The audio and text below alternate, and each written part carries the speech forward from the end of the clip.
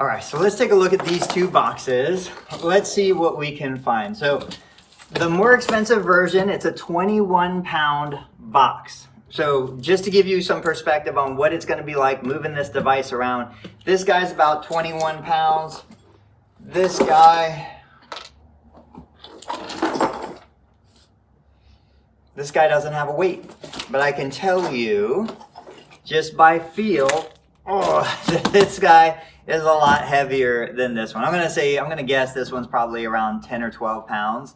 So we'll put the heavier duty bike aside. Let's put together the lighter weight guy. I'm gonna grab something to open this. All right, so let's see what we've got. This is the mini exercise bike.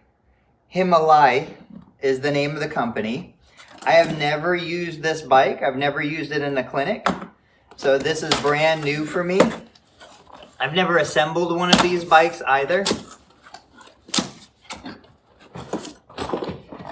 I will say it sounds like there are some loose parts kind of floating around in here.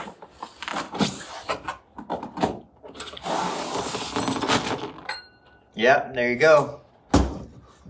All right, let's see.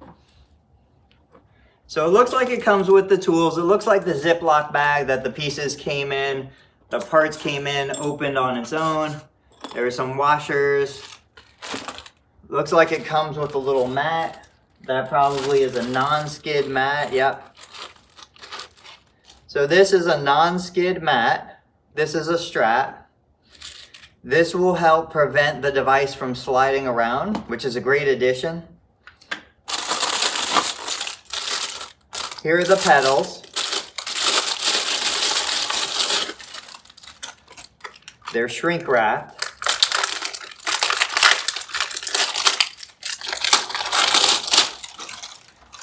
Now, what I noticed when I ordered this device was the pedal actually has these little contours that allow you to grip it. Because remember, this isn't just about using it for your feet. This is also about using it as an arm exercise to promote upper body activity and exercise, but also promote standing.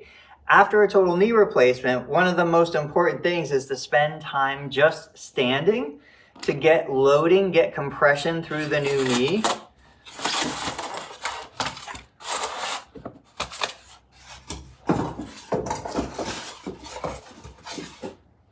All right, let's see what we've got. So, pretty nice, pretty lightweight device. I do like the handle for carrying and mobility. We've got the two foot plates here. Let's open these guys up.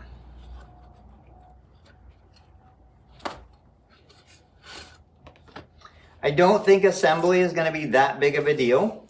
I'm going to try and keep my mess contained. We've got a front and a back. If we look at the graphics and of course read the instructions, the smaller of the two foot plates go in the front, the larger of the two go in the back. When you're looking at the display would be facing you. So essentially, the device is going to go together just like that. Now, I need to do the screws and the bolts. So let's see what we've got. If I flip it over, I've got two of these little plates that are going to go. Let me see if I'm not sure if I can zoom in, but we'll do my best. This is what it looks like underneath. There's 4 holes for the 4 bolts. I'm going to place the plate in place. I'm going to put the washers in place, and I'm going to go ahead and get my bolts lined up. It is an Allen key wrench that you're going to be using that came with the device.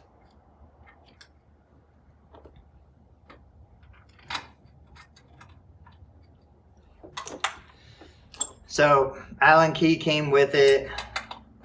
See if we can get these guys going.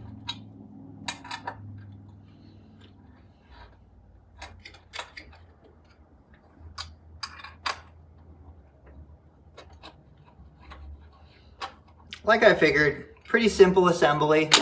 Doesn't seem to take much.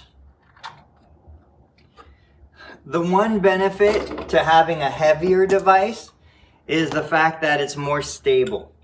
So what we lose in stability, just like humans, what we lose in stability, we gain in mobility. And so what I mean by that is, because this is a lighter device, it might be easier for some people to transport, to move around. It's got a smaller footprint. But if you're a larger individual, when you're trying to pedal on this, you might have a little bit of trouble with it moving around. Looks like they gave us an extra bolt. So I've got 4 washers, but I've got 5 bolts, which is great because it's not unusual that we would lose a bolt. We're almost done. So I'm just gonna snug these down. I'm not making them super tight.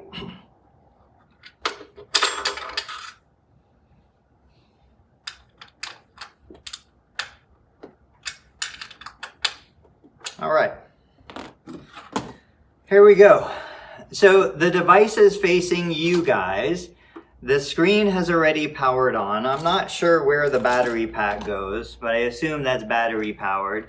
There might be some self-charging feature. We'll have to check it out.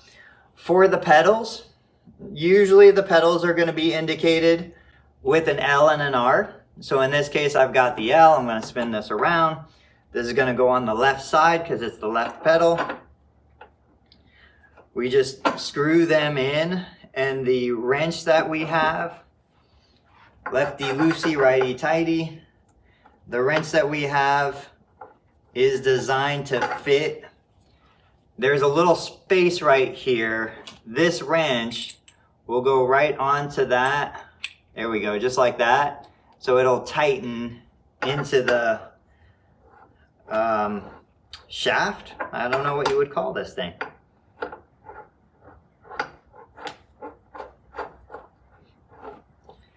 All right, we got it started. I give it a little spin. Actually, what I can do, look at that. So I'm using the wrench to hold it in place, and then I'm just turning the pedal. I'll do the same thing on the other side. Get it lined up. Obviously, be aware that you don't cross thread. There it is. So now there is an R engraved on the side of the crank, and there's an R on the side of the pedal. So you can easily match those up.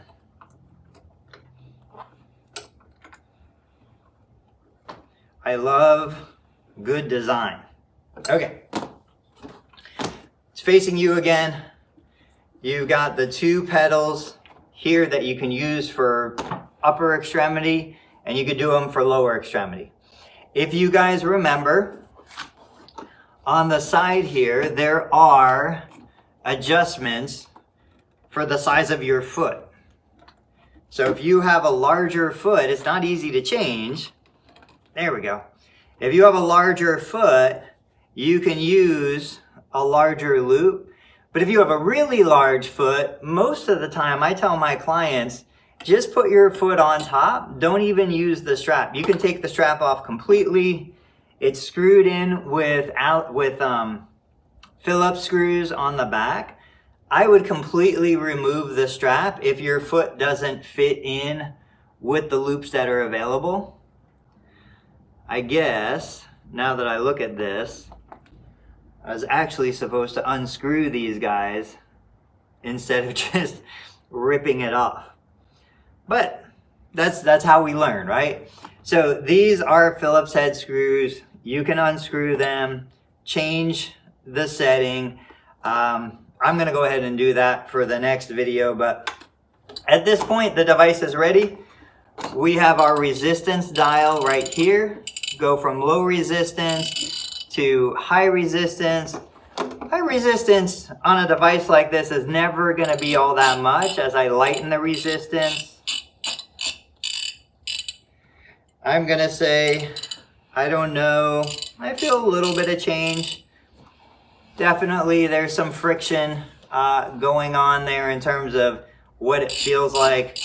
I lighten the resistance back up. It's a smoother operation. But for most of you who are going to be using a device like this is not a device intended to make you fit. This is not a device intended to make you healthier. This is a device intended to get you moving, get the knee moving, get the ankle and the hip moving. That's the goal. So for the price point, and I'll put links for these two products in the video description, for the price point of this device, I think it's well worth the financial investment. I'll shoot a couple more videos, some exercise tips and things like that on how to use the device, what I recommend. But you guys saw the assembly. The assembly was easy. I made one mistake. I took these straps off without unscrewing the fastener. That was my fault. But outside of that, the device did really well. We've got the non-skid mat that came with it. We've got this strap that I'll figure out what this strap is for, because I don't see it anywhere on any of this. Oh, you know what I bet it is? I bet this strap is to keep the device kind of locked in where the chair is so it doesn't slide away from you. Check out the next video. I'll figure this out and then we'll talk. Guys, thanks so much for watching. Like the video, subscribe to the channel, and in the next video, I'm going to put together the Sunny device and we'll compare the two. I'll catch you next time.